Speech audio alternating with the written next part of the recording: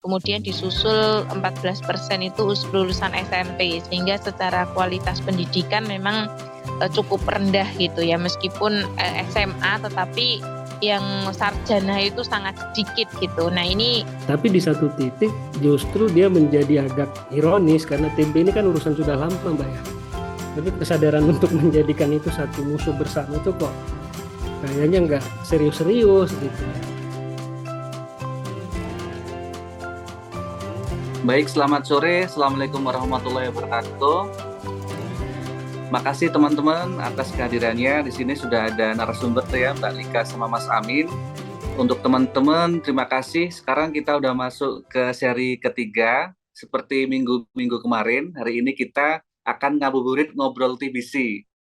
Nah, kalau minggu-minggu kemarin kita diskusi soal peranan korporasi di tempat kerja untuk eliminasi TBC, nah hari ini kita akan berfokus pada jejaring dan opsi pelembagaan kader TBC di Indonesia.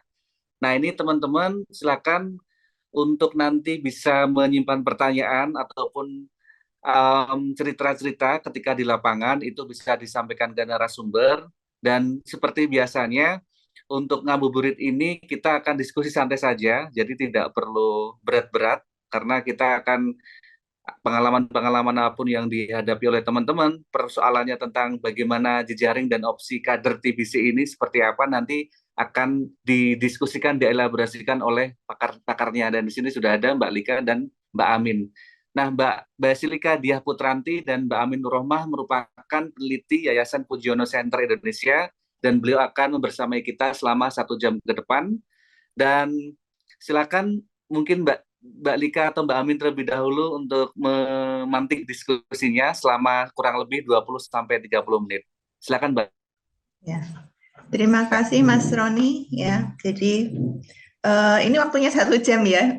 Presentasi kami agak banyak slide-nya, semoga bisa cepat. Kita cepat aja Mbak Amin ya. Ini isi presentasi kami. Lalu kami mulai dari problem ya. Jadi singkat saja. Jadi kenapa ya, seperti saya kira di ngabuburit sebelumnya kita sudah paham bahwa Indonesia itu adalah negara dengan insiden TBC kedua terbanyak di dunia ya, dan itu sudah menjadi komitmen dari pemerintah Indonesia melalui RPJM 2020 sampai 2024 untuk melaksanakan percepatan penanggulangan TBC melalui gerakan TOS TB ya, dan ini pendanaan dalam hal ini dari Global Fund. Nah, ini juga dari hasil pembacaan kami di tahun 2022 itu terdapat sekitar 1.900 kader TBC di bawah konsorsium STPI Penabulu. Dan isu pengelolaan isu utama yang akan kami akan kami bahas di sini adalah terkait dengan pengelolaan kader TB gitu ya, terutama karena kader TB ini yang kasus di Indonesia ini sangat spesifik ya, karena tumpang tindih dengan kader posyandu gitu. Jadi ada rangkap peran yang ini menimbulkan persoalan tersendiri di lapangan. Jadi kenapa kemudian dari STPI Penabulu menginginkan adanya riset supaya ada pelembagaan kader TB yang lebih memadai lah gitu. Nah, ini tujuan risetnya. Jadi tentunya kami ingin memetakan jejaring kader TB kaitannya dengan kader kesehatan lainnya, lalu mengkaji organisasi TB itu sendiri, termasuk juga mengkaji peraturan perundangannya, mengidentifikasi strategi penguatan jejaring kader TB itu sendiri, dan opsi-opsi pelembagaan apa yang kira-kira bisa digunakan gitu ya untuk kader TB. Dan terakhir kita nanti akan memberikan rekomendasi kebijakan untuk pengembangan kapasitas kader TB itu sendiri. Jadi keluarannya nanti kira-kira ada semacam peta jejaring kader TB, lalu kira-kira opsi pelembagaannya apa, dan juga model penguatan kapasitasnya seperti apa. Kami tidak mungkin temuan penelitian kami tidak cukup memuaskan ya, tapi paling tidak bisa memberikan gambaran kira-kira arahnya kemana gitu, karena sepertinya yang diharapkan oleh STPI Penabulu itu nanti kader TB ini akan lebih kapasitasnya akan lebih ditingkatkan menjadi lebih profesional lagi, itu kira-kira. Metodenya yang kami gunakan itu, lokasi penelitiannya itu di 2 tempat ya. Jadi di mana Jawa Barat dan juga di DIY. Kenapa Jawa Barat? Karena Jawa Barat ini adalah praktik terbaik, salah satu praktik terbaik untuk pengorganisasian kader TB ya. Sedangkan di DIY ya selain aksesibel dengan kami juga ini juga ada praktik-praktik di luar di luar Global Fund gitu, di luar STPIP Nabulu yang bisa kami lihat juga gitu. Lalu teknik pengumpulan datanya itu kami menggunakan mini survey ya, itu untuk kita mendapatkan profiling lah secara umum gitu ya, kader TB yang ada di bawah STPIP Nabulu. Lalu ada FGD itu di situ pesertanya adalah para kader dan juga koordinator kader TB, juga pemangku mandat. Jadi ada dinas terkait, ada puskesmas, rumah sakit dan juga ormas gitu yang concern terhadap masalah TB gitu ya. Interview juga dengan informan yang sama gitu ya dengan FGD, dan ini dilakukan secara simultan dengan FGD. Dan terakhir kami juga mereview peraturan perundangan dan juga praktik-praktik baik yang ada di negara lain terkait kader TB.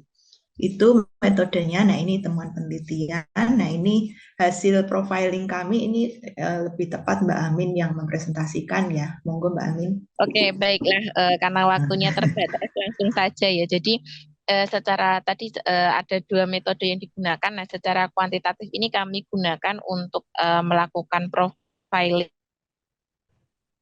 kader TB di 23 provinsi, kebetulan dibantu oleh STPIP Nabulu, jadi alhamdulillah bisa mencakup sampai banyak provinsi, sehingga saya kira kalau yang kuantitatif ini sangat mewakili profilnya gitu ya, profil kader di Indonesia. Jadi secara keseluruhan terkumpul 1.891 jawaban dari total jawaban yang masuk. Kriteria ya secara usia kader TB yang ada di Indonesia itu ternyata mayoritas itu berusia di angka 41 hingga 51 tahun gitu. Yang kemudian yang kedua itu berusia 31 sampai 40 tahun, sehingga ini kategorinya udah usia dewasa menjelang belum lansia ya. Jadi usia dewasa gitu ya secara umum gitu. Dan ada juga yang usia lansia itu di angka 2,01% gitu, dan 0,05% ini biasanya kader-kader yang sudah cukup lama gitu sebelum Aisyah gitu ya, yang itu mereka di bawah dinas kesehatan dulu sepertinya, sehingga dan masih aktif sampai sekarang gitu. Oke, lanjut. Kalau secara jenis kelamin ini mayoritas perempuan, jelas mayoritas adalah perempuan, yaitu 95% sendiri lebih itu adalah perempuan gitu, sehingga secara gender ini bias gender nggak Mbak Lika kayak begini ya, jadi mayoritas adalah perempuan gitu. Jadi isu TBC ini masuk kategori isu perempuan sepertinya. Oke, lanjut ya. Kemudian kalau dilihat dari tingkat pendidikan kader ini, sebagian besar kader TB yang ada di Indonesia itu sebagian besar lulusan SMA begitu ya, dan kemudian disusul 14% itu lulusan SMP, sehingga secara kualitas pendidikan memang cukup rendah gitu ya, meskipun SMA tetapi yang sarjana itu sangat sedikit gitu. Nah, ini bahkan yang S2 itu hanya 5%, dan tidak sekolah itu 1%. Tapi juga tidak sekolah itu termasuk kategori juga mungkin ada yang tidak lulus gitu ya, pernah sekolah tapi tidak lulus gitu. Dan untuk kategori rata-rata penghasilan gitu ya, dari menjadi kader TB itu ternyata 95% itu menganggap yang sifatnya honor gitu ya, karena jarang yang mereka bisa mencapai honornya itu setara UMR gitu. Bahkan sebagian besar 95,35% itu menjawab secara rata-rata bulanan itu honor mereka itu di bawah UMR gitu ya, meskipun ada bonus dan lain sebagainya itu kalau dikumpulkan itu tidak mencapai UMR di daerah masing-masing. Yang di atas UMR itu 4,44%. Nah, ini juga biasanya mereka ini bermitra gitu ya, jadi tidak berjalan sendiri, tapi di bawahnya itu biasanya mereka ada kayak semacam kader yang dibina gitu ya, masing-masing kader gitu. Jadi ada eh, ada kader di bawahnya, dia membentuk lagi teman gitu ya, yang kemudian membantu kerjanya gitu. Nah, itu bisa mencapai di atas UMR gitu. Oke, yang di atas UMR itu juga di anu ya Mbak Lika ya, ada beberapa daerah yang mungkin dia memberikan semacam insentif gitu ya, nanti bisa ditambahkan Mbak Lika, insentif tambahan gitu yang kemudian itu bisa mencapai kesejahteraan yang paling tidak setara atau di atas UMR. Nah, kemudian kalau dilihat dari penyintas TB gitu ya, yang kader TB yang pernah menjadi penyintas. Nah, itu yang menjawab tidak pernah menjadi penyintas TB itu 1.689 atau 89,32%, sehingga di sini kita bisa melihatnya bahwa ketika kita menjadi kader TB itu belum tentu kemudian bisa tertular atau belum tentu juga nanti tertular gitu ya TBC. Nah, ini kemudian bisa meyakinkan kita kalau nanti ingin memperluas kader TB di Indonesia itu jangan takut loh menjadi kader TB gitu, karena belum tentu menjadi kader TB itu kemudian kalian tertular gitu. Nah, karena data kami menyebutkan yang menjadi kader TB belum tentu dia pernah terkena atau menjadi penyintas gitu. Kemudian kader TB yang memiliki jaminan kesehatan 11,13% gitu, dan ada juga yang tidak menjawab. Nah, ini saya kurang tahu, ini tidak menjawab, kami tidak mendalami, tapi dari survei itu kita memiliki profiling bahwa mayoritas memiliki jaminan kesehatan gitu. Meskipun ada juga masukan nanti di paparannya Mbak Lika mungkin disebutkan bahwa masukannya adalah bagaimana menjamin jaminan kesehatan itu kalau bisa kemudian juga di cover gitu ya dari eh, profesinya dia sebagai kader TB, sehingga yang bayar mandiri itu harapannya bisa di cover gitu. Kemudian keterlibatan kader TB dalam organisasi masyarakat. Nah, ini mayoritas itu bukan pengurus atau anggota organisasi masyarakatnya. Ini anu sih 50-50 gitu ya, hampir mendekati 50-50 gitu ya. Yang menjadi pengurus atau anggota organisasi masyarakat ada 45,21%. Nah, ini bisa kita ibaratkan bahwa sebenarnya anggota pengurus maupun juga bukan pengurus itu bisa semuanya menjadi kader. Dan dukungan perangkat digital, nah ini yang menarik ya Bapak Ibu, bahwa sebagian besar itu menjawab ya 78,37% itu sebagian menjawab tidak menggunakan perangkat digital atau tidak menggunakan dukungan perangkat digital sebagai dukungan dalam menjalankan tugas sebagai kader TB. Nah, ini juga yang kami temui yang di Bantul itu banyaknya ibu-ibu ya Mbak Lika, nanti ada foto kami dengan banyak ibu-ibu kader yang tadi representasi 95% kadernya adalah ibu-ibu rumah tangga gitu itu atau perempuan, dan 78,37% itu mereka tidak dibantu perangkat digital.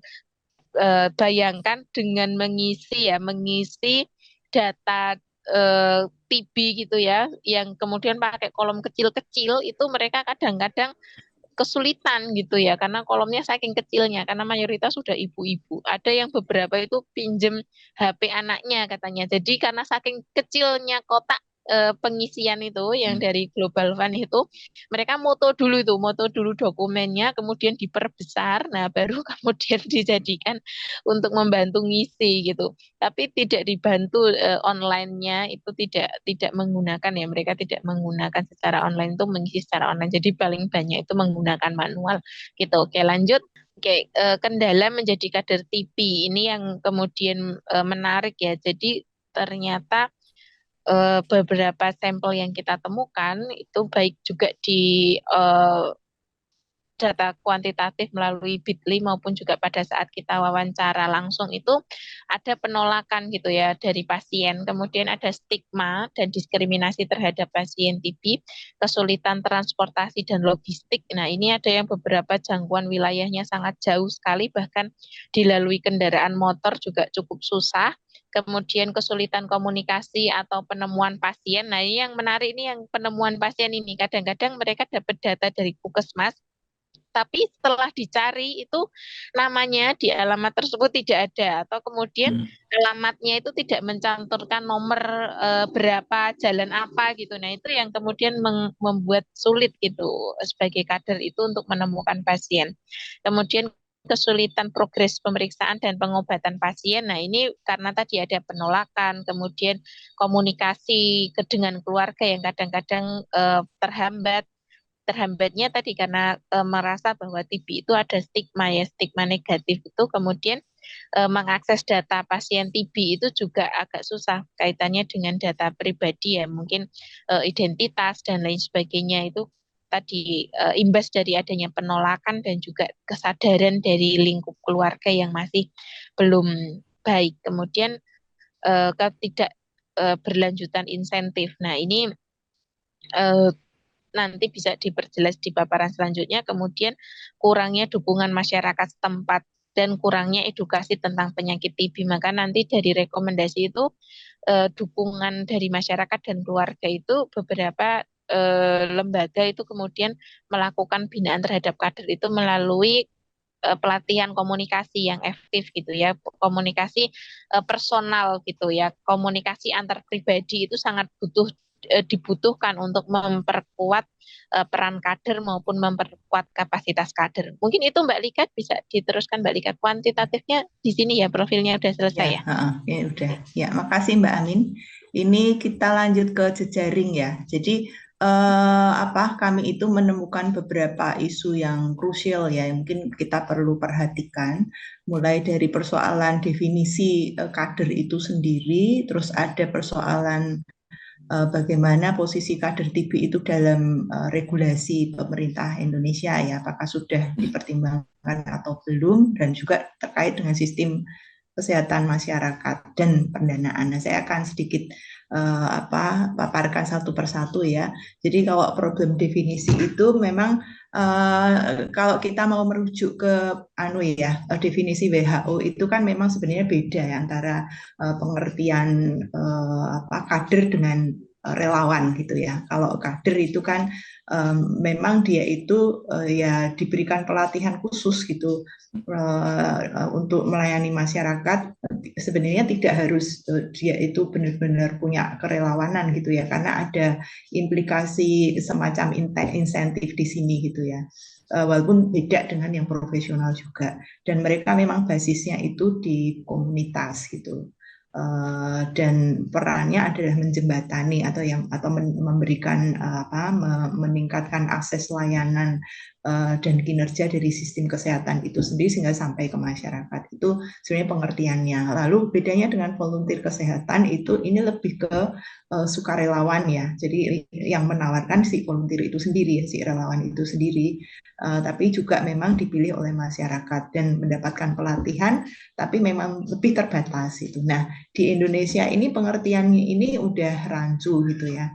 Jadi siapa yang disebut relawan, siapa yang disebut kader itu tidak begitu jelas gitu, karena basisnya itu sama-sama kerelawanan gitu ya. Kalau kita lihat kader posyandu ibu-ibu tadi yang sudah dipaparkan Mbak Amin itu kan memang mereka kecenderungannya karena ibu rumah tangga gitu kan, tidak cukup punya kegiatan gitu ya. Jadi mereka mencari-cari kegiatan gitu, dan memang ibu-ibu itu kan suka yang sifatnya kegiatan-kegiatan yang ya sukarela gitu. Jadi walaupun di situ ada insentif itu sebenarnya bonus gitu. Jadi itu karena kecenderungan kader TB di Indonesia itu adalah kebanyakan berasal dari posyandu ibu-ibu itu, jadi memang sifat kerelawanan itu sangat kuat gitu. Nah, itu kerancuan yang ada di Indonesia ya, pengertian kader dan relawan. Untuk relawan nanti Mas Anggoro di pertemuan berikutnya akan membahas lebih lengkap gitu. Jadi ini sekarang khusus kader. Nah, lalu sebenarnya apakah kader TB itu sudah ada dalam undang-undangan?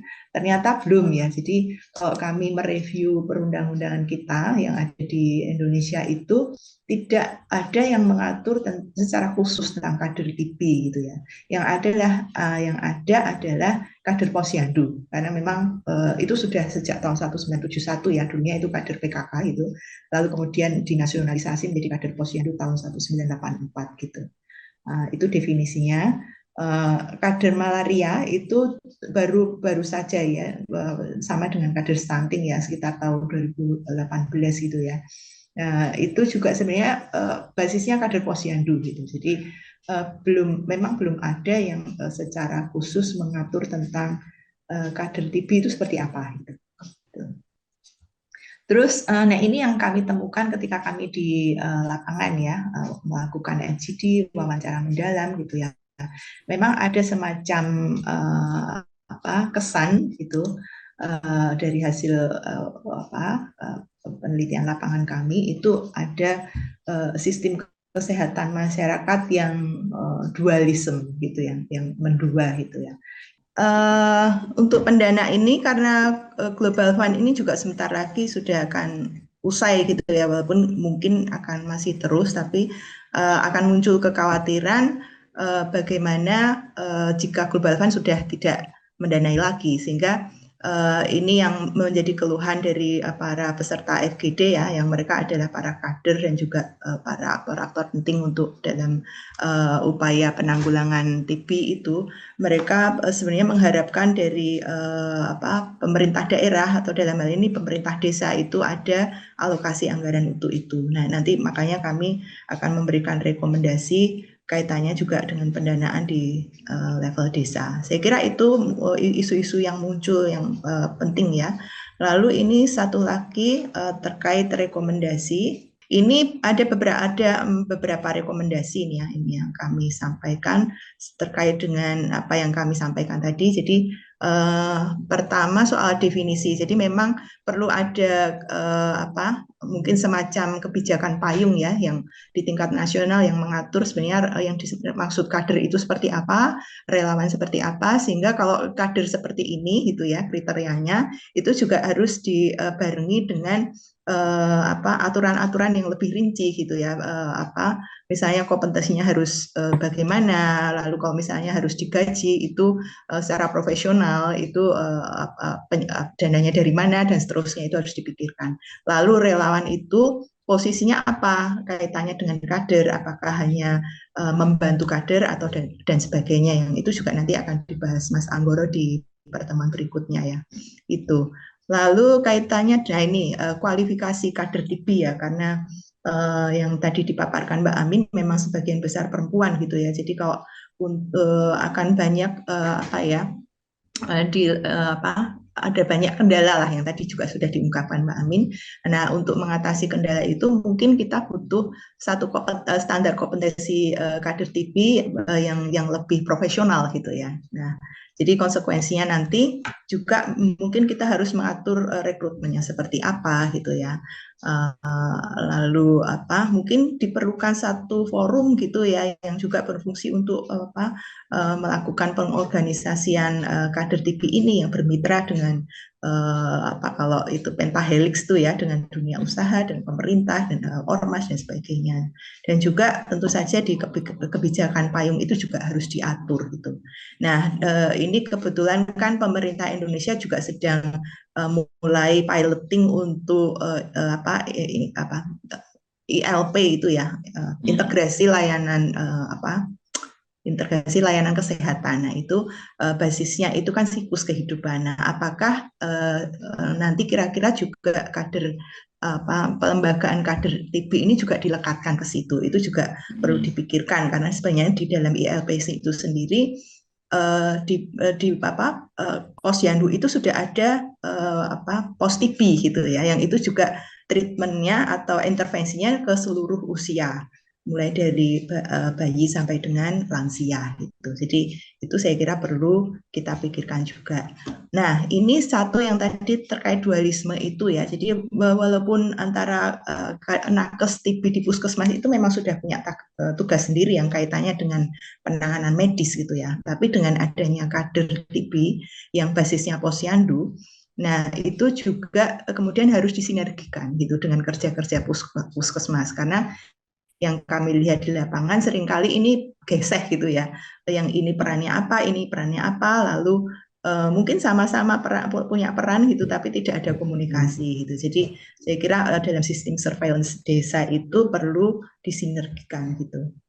Terus, nah ini kaitannya juga dengan ILP itu tadi, karena kita belum benar-benar terlaksana ya, tapi saya kira semangatnya atau spiritnya sama ya. Kita ini membutuhkan adanya semacam layanan terpadu gitu ya di level desa untuk penanganan TB gitu.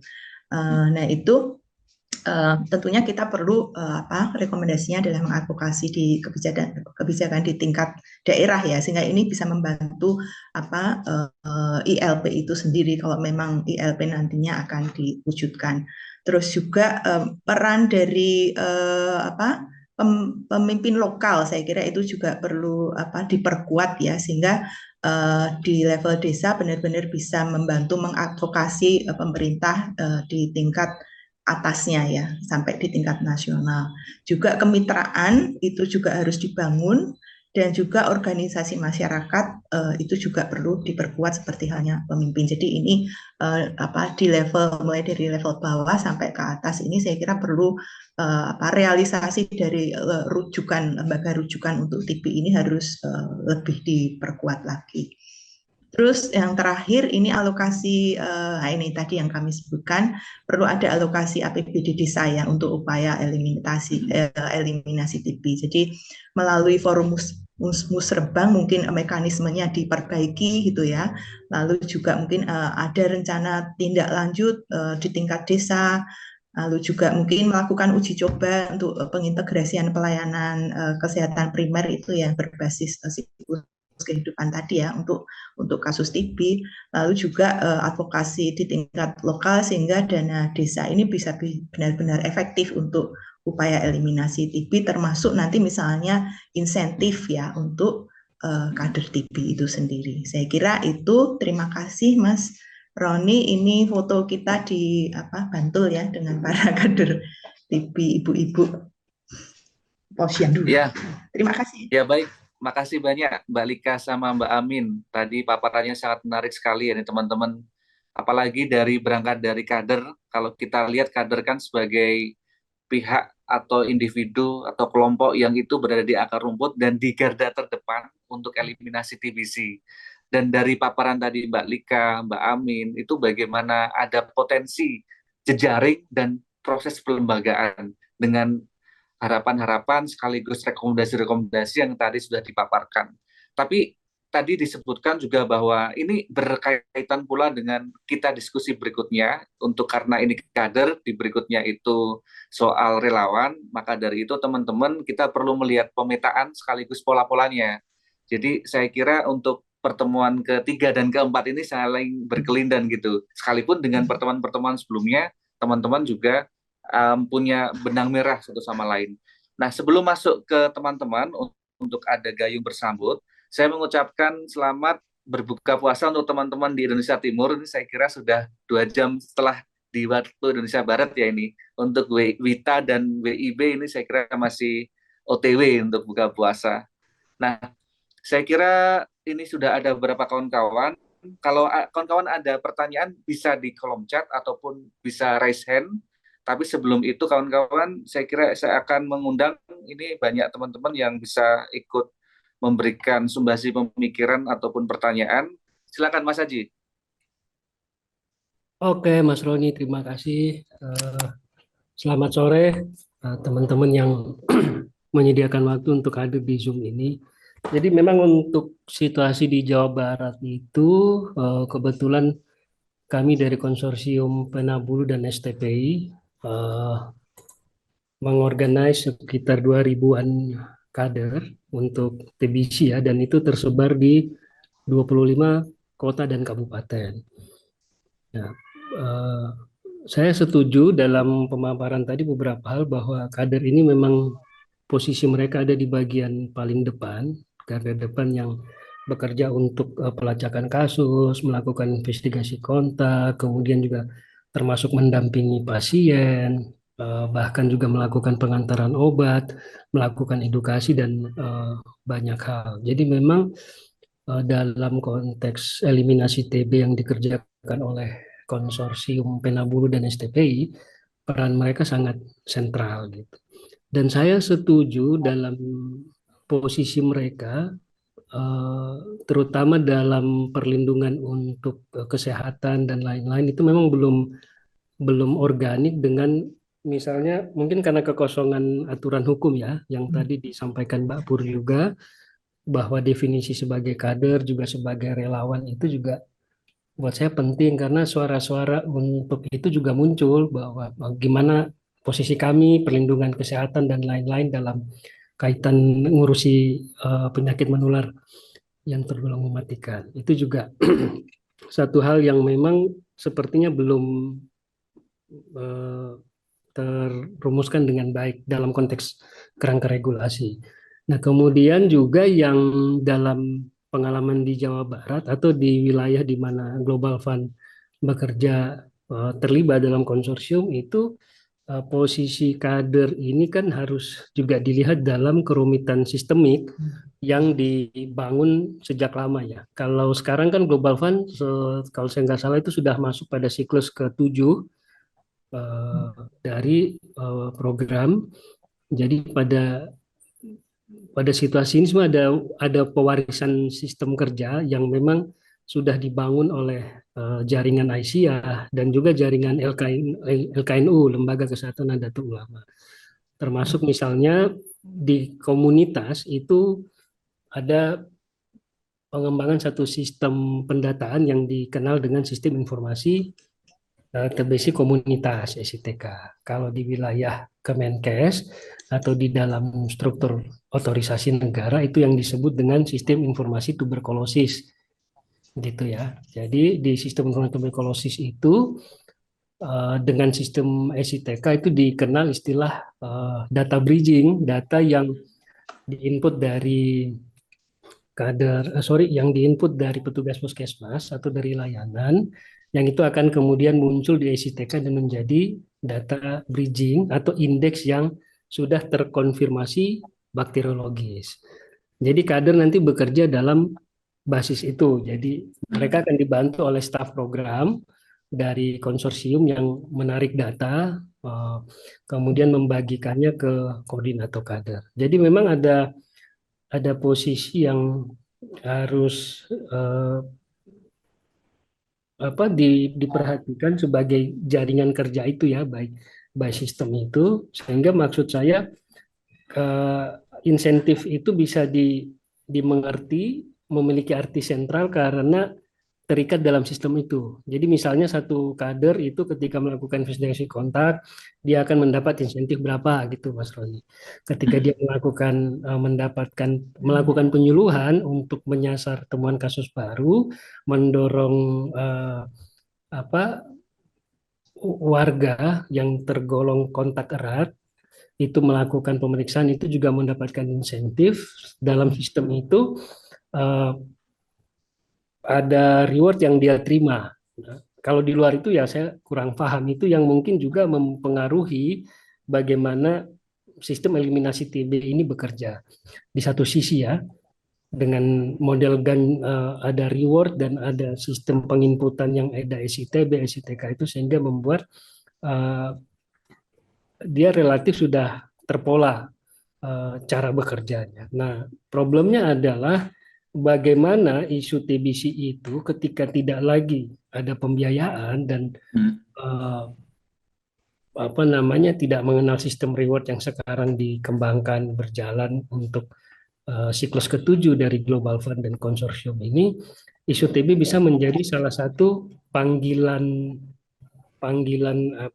kemanusiaan yang sentral. Itu juga itu juga tantangan. Nah, mungkin di satu sisi kita bisa membicarakan posisi kader yang lebih profesional, misalnya dia dia diposisikan oleh aturan, kemudian dia memiliki insentif gaji, kemudian dia memiliki apa perlindungan kesehatan yang dibiayai oleh negara di satu sisi, itu penting. Cuma juga yang jadi penting adalah bagaimana isu TBC, sebagaimana isu stunting atau mungkin SDGs desa itu menjadi komponen sentral yang menjadi panggilan kolektif gitu loh Mas Roni. Itu yang eh, mendesain itu kayaknya salah satu tantangan besar ya dalam konteks desa, otonomi desa, kemandirian dan macam-macam. Itu ada nanti juga integrasi layanan primer yang basisnya di posyandu. Itu bagaimana itu didesain menjadi satu panggilan kolektif gitu. Sehingga di ranah akar rumput di grassroots ini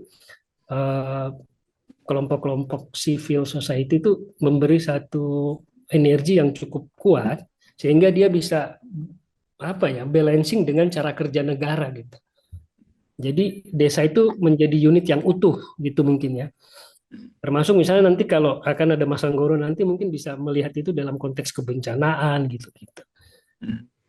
Jadi isu TBC itu terintegrasi. Itu mungkin tantangan yang karena dalam beberapa kasus kita bisa melihat pendekatan yang juga sektoral gitu.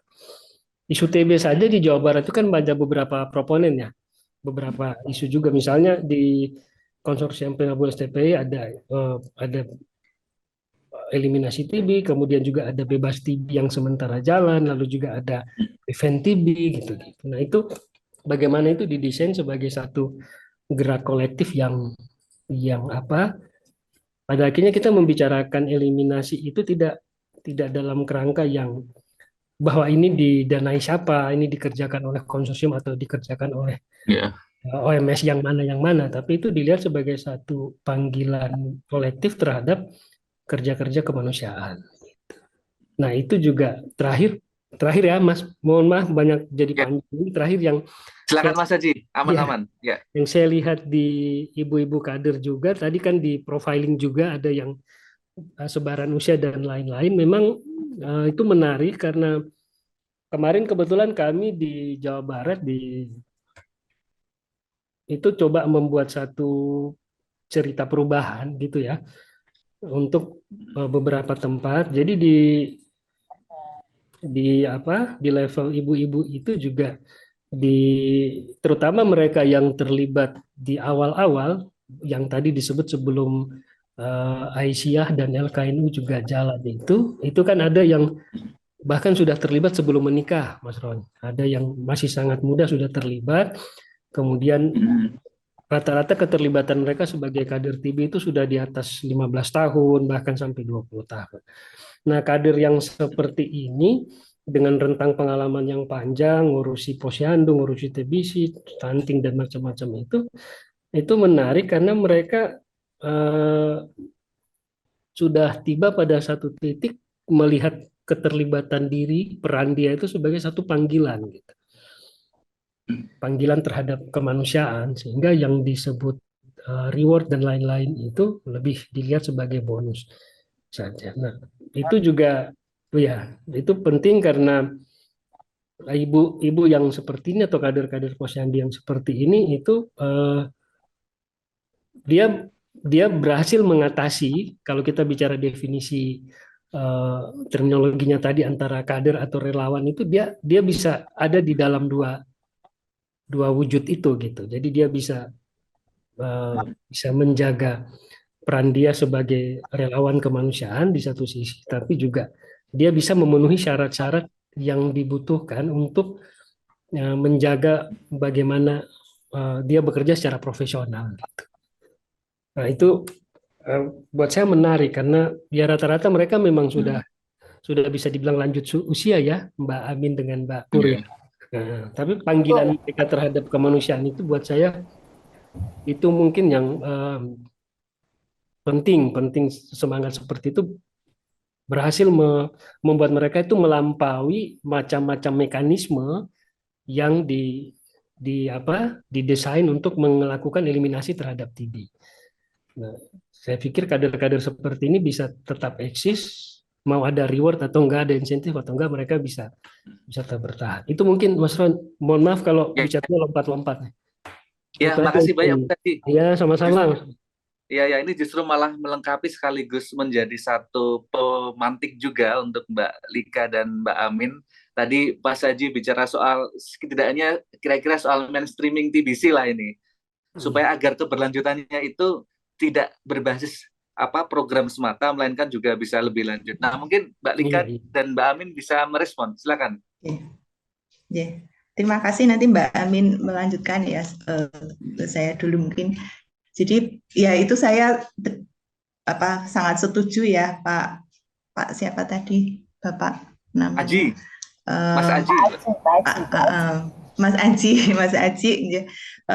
Iya itu benar sekali Mas Aji. Memang apa ya, kita kan kecenderungannya itu apa-apa itu basisnya pada materi ya. Jadi ya program lah, uang lah, apa dan sebagainya. Memang susah sekali untuk kemudian kita mempunyai satu upaya yang itu basisnya adalah nilai gitu ya, nilai-nilai kemanusiaan gitu.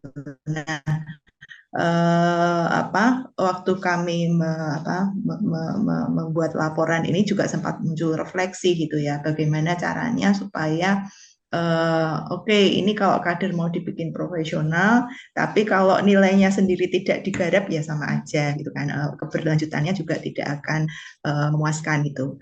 Kalau kita misalnya belajar dari stunting aja ya Pak, stunting itu kan bisa menjadi isu nasional, dibicarakan di mana-mana, itu kan karena gara-gara Pak Hasto gitu kan. Kalau Pak Hasto nggak ngomong gitu kan, itu juga mungkin tidak akan menjadi nilai. Nilainya aja kan nilai yang masih dangkal ya menurut saya. Jadi hanya karena program ini program nasional gitu. Jadi semua dan ada aturannya gitu. Jadi semua orang harus ikut peraturan itu. Tapi mungkin rasa kemanusiaan yang sesungguhnya kepedulian terhadap stunting itu sendiri kita juga nggak tahu karena itu sifatnya subjektif sekali. Nah kalau yang diceritakan Mas Aji tadi ada sangat menarik kader senior ini yang sudah bisa beyond gitu ya, beyond ada dikotomi kader relawan itu. Nah ini yang mungkin yang harus kita pikirkan bagaimana supaya pewarisan nilai ini bisa sampai ke generasi muda, dan itu saya kira yang paling sulit ya, karena kita sendiri juga sejarah kita sendiri sebagai masyarakat Indonesia itu kan juga banyak sekali kita melupakan sejarah gitu ya. Ini dalam banyak hal ini salah satu contoh kecil dalam konteks TB gitu. Itu pun kita juga belum berhasil mewariskan itu. Nah, saya nggak tahu apakah ada mekanisme gitu ya, mungkin di tingkat desa itu yang kemudian memberikan inilah posisi yang seharusnya ya kepada kader TB yang senior ini gitu ya, sehingga bagaimana kemudian perangkat di desa itu bisa mungkin membuat semacam mekanisme atau sistem gitu yang kemudian ini bisa dipakai gitu untuk mewariskan ke generasi yang lebih muda gitu. Jadi tidak sekedar basisnya saya akan dapat insentif gitu ya, tapi ini loh TB itu adalah persoalan kemanusiaan yang harus kita respon gitu. Nah itu Mas Aji, tapi saya juga nggak punya ide sih kira-kira mekanismenya seperti apa, saya belum punya ide. Itu Mbak Amin, monggo kalau mau menambahkan. Ya, terima kasih Mbak Lika dan juga Mas Aji. Tadi banyak banget ya, harusnya jadi narasumber itu Mas Aji kayaknya dibanding kami berdua. Nah, kami juga memotret kemarin juga memotret banyak data, tetapi juga saya kira yang malah justru banyak kita bisa merujuk itu juga contohnya praktek baik itu salah satunya di Jawa Barat juga ada yang dulu digagas Aisyah itu ya, di SKTA itu ya, desa siaga desa DSKTA, desa Kori atau Thayyibah gitu ya, dia salah satu desa bebas TB tapi didampingi oleh Aisyah gitu. Dan praktek baiknya adalah dukungan dari wilayah gitu ya, ada dukungan dari kecamatan, dukungan dari desa gitu, yang kemudian praktek baik itu bisa berjalan meskipun Aisyah saat ini sudah tidak menjadi ininya Global Fund gitu ya, sudah tidak mendapatkan pendanaan dari Global Fund, tapi kenyataannya praktek baik itu bisa tetap berjalan. Dan bahkan kader TB yang tadi yang sudah sangat senior itu salah satunya juga bisa menjadi kader TB nasional gitu. Nah ini kan menarik gitu ya, ada penghormatan dan juga ada penghargaan gitu. Dan kolaborasi yang dijalankan ternyata malah justru beyond gitu ya, maksudnya lebih dari yang saat mereka jalankan bersama Global Fund gitu. Ternyata pada saat sudah lepas dari Global Fund itu ide-ide kreatif itu muncul gitu. Nah ini yang perlu dipelihara gitu ya, perlu dipelihara oleh wilayah lain juga gitu. Nah bagaimana ide kreatif itu muncul dan berjejaring ini yang menarik, karena mereka kemudian bisa meng-create pendanaan itu dari apa tuh saya semacam ini ya, bukan zakat sih, tapi apa tuh namanya, untuk amil itu ya, untuk apa, untuk miskin itu apa Mbak Lika kemarin mereka menggunakannya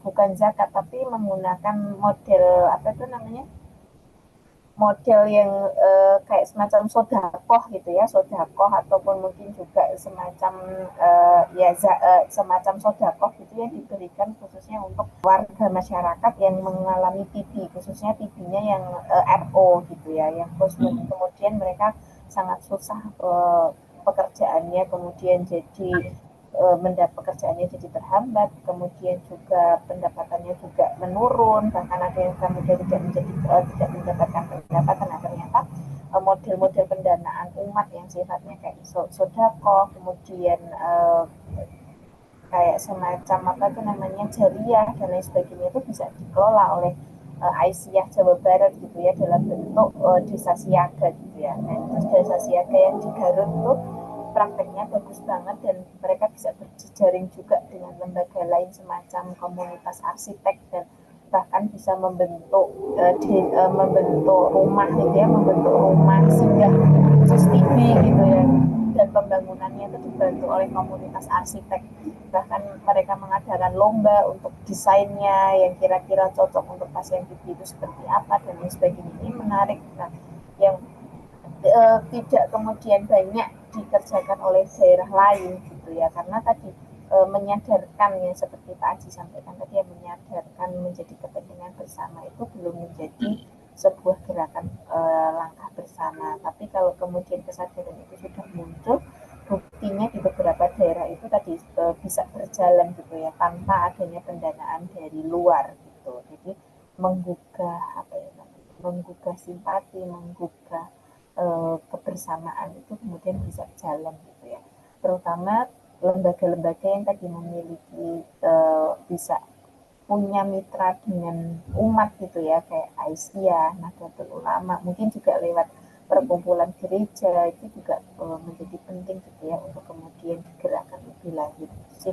menurut salah satu temuannya gitu ya Mbak Lika yang bagus gitu. Dan salah satunya juga bagaimana membangun komunikasi antar pribadi. Nah ini yang tidak banyak dijalankan, pengembangan kapasitas kader gitu ya, karena beberapa itu mengalami kendala tadi Mas Roni, contohnya mengalami kendala pada saat komunikasi dengan pasien, komunikasi dengan keluarga itu ternyata butuh skill gitu. Nah yang menarik itu yang dilakukan di Prevent TB itu mengembangkannya pertama-tama adalah bagaimana mereka melatih kader itu supaya PD dan juga ada strategi komunikasi pribadi ya, KAP. Nah ini saya rasa yang juga perlu digagas oleh Penabulu ke depan dalam strategi pengembangan kapasitas kader itu ya, komunikasi antar pribadi. Dan juga tadi mereka kan kader ini banyak yang tidak menggunakan teknologi ya, tapi mereka tidak menggunakan teknologi hanya saja pada saat melaporkan dengan mekanisme pelaporan yang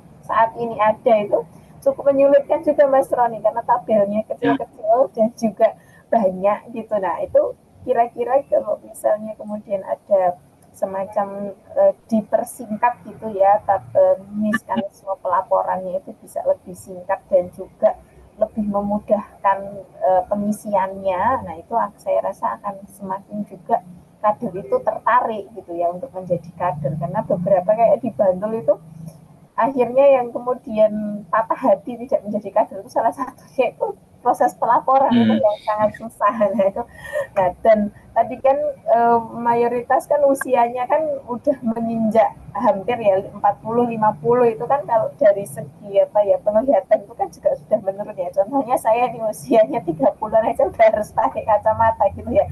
Apalagi yang usianya sudah mendekati 50 lebih, kemudian nah tadi kan profilingnya seperti itu. Untuk kalau dengan saya juga kemarin melihat apa tuh yang harus diisi. Nah saya lihat tabelnya tuh saya kalau mau daftar jadi kader juga jadi males gitu ya, karena selain keterpanggilan hati ya, tapi maksudnya adalah kalau iming-imingnya adalah tadi mendapatkan insentif gitu. Nah ini kemudian agak jadi mikir gitu. Nah wah ngisinya jadi ribet deh, tapi tadi bagaimana keterpanggilan hati itu menjadi gerak bersama, itu yang apa menurut saya perlu harus lebih dikembangkannya ke situ. Kayak COVID gitu kan, kita kan panggilannya bukan honor, bukan kemudian karena ingin mendapatkan sesuatu, bukan, tetapi kan karena supaya bagaimana sih supaya ini segera berakhir sehingga kemudian tidak banyak yang meninggal, tidak banyak yang jatuh sakit dan sebagainya.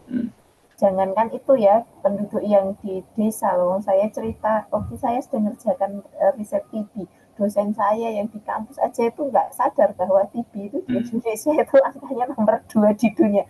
Saya ceritakan datanya tuh malah kaget-kaget, itu yang dalam tataran akademisi lah ya, apalagi yang masyarakat yang di wilayah. Nah ini berarti kesadaran tentang TB ini juga angka-angkanya tadi itu belum banyak yang meng-highlight gitu ya. Nah, gitu mungkin tayangan televisi juga perlu ya untuk kemudian kayak pada saat COVID itu loh Mas Roni kan jadi di lanjutan sering muncul gitu loh ya. Ya gitu sih menurut saya tuh ya, salah satu ini ya Mbak Lika ya. Kalau best practice-nya beberapa sudah banyak yang kami laporkan, tapi tadi yang salah satunya yang menarik yang di Jawa Barat itu, kemudian yang di luar Jawa itu ada yang dengan gereja juga, tapi tadi sifatnya adalah tadi menggagas kolaborasi dan juga menggugah nurani itu sih yang bisa bertahan lama. Ya. Sama ini ya nyambung sedikit lagi itu karena Mbak Amin menyinggung soal ini, mungkin apa namanya fokus dari TB ini adalah ke edukasi publik, terutama melalui media-media mainstream gitu ya. Jadi bagaimana cara, saya kira kalau di level desa kan tidak ada kekuatan untuk itu gitu, tapi bagaimana caranya kita bisa mengadvokasi pemerintah pusat itu untuk kemudian bekerja sama dengan media mainstream, sehingga seperti yang tadi dibilang seperti zaman COVID itu akan lebih tersebar luas gitu. Dan AusAid saya kira juga ini ya Mas Roni ya, AusAid kan fokusnya memang di pencegahan itu. Saya kira mungkin AusAid bisa diadvokasi juga. Iya baik, makasih Mbak Lika, Mbak Amin. Saya kira soal poin bagaimana mainstreaming TB tadi, kalau kita berangkatnya tadi Mbak Lika menyebut soal stunting, bagaimana ada tokoh kemudian mainstreamingkan itu, dan juga berangkat dari corona kemarin ketika media apapun, kemudian ada political will dari pemerintah yang mencoba untuk ya ini darurat nasional. Ini kan kemudian menjadi satu eliminasi yang cukup luar biasa kalau ada mainstreaming seperti itu. Nah ini saya kira ya ini menjadi satu pertanyaan besar juga ya, atau menjadi refleksi bersama untuk itu. Nah mungkin Mas Aji ada respon balik atau gayung bersambut tadi dipaparkan oleh Mbak Lika sama Mbak Amin. Mungkin Mas Aji ingin terima kasih Mbak Lika dengan Mbak Amin. Pada dasarnya sih yang disampaikan Mbak berdua itu udah mewakili situasi di lapangan ya. Jadi memang tadi banyak praktek-praktek baik yang itu juga terjadi di Jawa Barat, seperti dari teman-teman Aisyah membuat rumah singgah, kemudian melibatkan teman-teman arsitek untuk mendesain rumah yang itu memberi ruang yang lebih sehat bagi penderita TBC. Dan ada juga model-model inisiatif kayak kemarin di Kabupaten Bandung Barat misalnya, ada seorang kader yang dia dengan inisiatif sendiri dia membuat suatu peta surveillance di desanya Mbak. Jadi dia membuat peta pemukiman, dia menandai di mana pasien TB, dan dia bermaksud untuk menciptakan kesadaran yang lebih kuat di level pemerintahan desa gitu. Karena memang di satu sisi juga informasi TBC itu kan mengikuti diikuti oleh stigma ya, sehingga ketika ada satu kasus TB itu orang cenderung untuk melakukan penghakiman dan lain-lain, sehingga edukasi dan itu juga tetap selalu penting. Tapi di satu titik justru dia menjadi agak ironis karena TB ini kan urusan sudah lama Mbak ya. Tapi kesadaran untuk menjadikan itu satu musuh bersama itu kok kayaknya nggak serius-serius gitu ya. Itu juga. Musuhnya kurang garang ya Mas ya. Itu juga saya juga kepikiran Mbak, apa kita bikin satu desain horor nasional gitu ya kan. Orang Keren tuh. berada dalam satu Ya, kayaknya ketakutan gitu, Mas. kolektif gitu ya. Gitu. Cuma problemnya adalah negara menjadi terlalu kuat lagi gitu ya. Iya. Entitas civil society justru mundur gitu. Itu juga tantangan dilema-dilema itu barangkali yang perlu kita pertimbangkan. Tapi saya pada dasarnya melihat memang banyak sisi, dari sisi edukasi, kesadaran, kemudian juga sistem kerja yang untuk eliminasi juga memang ada banyak praktik baik, tapi juga ada banyak bolong yang perlu dipikirin gitu. Itu mungkin Mas Roni. Saya berterima kasih Mbak, terutama untuk advokasi dalam konteks regulasi yang soal bagaimana memposisikan kader TBC itu agar mereka memiliki satu perlindungan hukum, aturan atau kesehatan lah. Karena mereka dalam banyak kader apapun ya yang berhubungan dengan malaria atau HIV yang terkait dengan penyakit menular ini kan perlu ada perlindungan khusus gitu. Sehingga kerentanan mereka itu bukan kerentanan yang gratis gitu, tapi nyaris tanpa perlindungan. Itu yang salah satu yang penting banget didorong menjadi isu publik mungkin untuk semua kader di tingkat desa yang berurusan dengan penyakit menular yang mematikan. Itu mungkin dari saya Mbak. Terima kasih banyak. Selamat sore. Sama-sama. Ya, makasih banyak Mas Haji. Ini saya kira karena hari ini kita fokusnya ngabuburit ngobrol TBC dan waktunya 1 jam. Dan ini waktu sudah lebih dari 4 menit. Barangkali Mbak Lika dan Mbak Amin akan memberikan closing statement. Silakan Mbak. Saya kira sudah diungkap tadi waktu ngobrol dengan Mas Aji gitu ya. Memang kita butuh terobosan itu tadi, nggak tahu apa itu. Karena kalau memang sistem kita perbaiki, tapi kalau rohnya sendiri nggak ada, saya kira ya itu hanya tinggal sebuah peraturan, tinggal sebuah kerja-kerja harian yang mungkin tidak tidak benar-benar sampai gitu ya ke ujung persoalannya gitu. Jadi mungkin PR kita memang itu seperti yang tadi banyak diungkapkan Mas Aji. Itu aja sih Mas. Ya, makasih Mbak Lika. Mbak Amin mungkin akan menambahkan. Ya, saya 3 hal ya. Yang pertama adalah desa harus berani menganggarkan untuk penanggulangan TB, khususnya screening massal ya, yang banyak sudah dilakukan di DIY, juga dibantu oleh anggaran daerah itu sangat memungkinkan ada screening massal. Nah, bagaimana screening massal itu juga bisa terjadi, ternyata juga harus ada komitmen dari kepala daerah. Jadi kepala daerah harus turun tangan, saya ikut screening massal, jadi dia harus melakukan memberikan contoh gitu ya, dia kemudian berstatement gitu, saya saja screening massal, maka saatnya masyarakat semua di screening massal. Nah, itu berlaku di DIY seperti itu dengan anggaran APBD. Dengan screening massal itu bisa menemukan pemetaan kasusnya lebih detail, dan selanjutnya adalah bagaimana daerah itu seperti yang dilakukan di Makassar itu harus membentuk forum penanggulangan TB yang kemudian lebih kuat lagi gitu ya, yang kemudian bisa mengakomodir dari peran lembaga usaha, pemerintah daerah, hingga kemudian tingkat bawah, dan bagaimana edukasi masyarakatnya lebih terarah, dan juga ada dukungan pendanaan lintas sektor selain dari Global Fund. Mungkin itu saja sih. Ya, makasih banyak Mbak Amin, Mbak Lika. Saya kira tadi yang dipaparkan, dan teman-teman ini juga udah ada yang memberikan komentar, izin menyimak para suhu sambil prepare berbuka puasa. Saya newcomer dari Jaring Lokadaya. Salam kenal dari saya Diana, Kaukus Peduli Perempuan NTB. Saya kira untuk teman-teman di waktu Indonesia Tengah sudah berbuka puasa ya ini. Nah, ini selamat berbuka puasa. Dan sebelum saya tutup, teman-teman, saya mohon untuk membuka kameranya. Yuk kita abadikan momen ini untuk kita foto bersama. Silakan teman-teman. Dan saya minta bantuan kepada Mas Sonski untuk memotret kawan-kawan yang ada di sini. Oke, makasih banyak teman-teman, Mbak Amin, Mbak Lika, dan kawan-kawan yang lain. Makasih banyak atas waktunya. Dan jangan lupa teman-teman untuk diskusi kali ini nanti akan di YouTube kan. Jadi teman-teman bisa follow, bisa komen, bisa subrek di YouTube-nya Lokadaya, dan acara-acara Lokadaya bisa diklik di Instagram-nya Lokadaya. Dan kita masih ada sesi keempat atau sesi terakhir nanti dengan Mas Anggoro di tanggal 1 April. Dan makasih banyak, semoga apa yang kita diskusikan kali ini bisa bermanfaat untuk kita semua dan bisa menjadi ilmu bareng-bareng. Makasih Mbak Lika, Mbak Amin, teman-teman. Saya tutup. Selamat sore. Wassalamualaikum Terima warahmatullahi kasih Mas wabarakatuh. Roni dan teman-teman.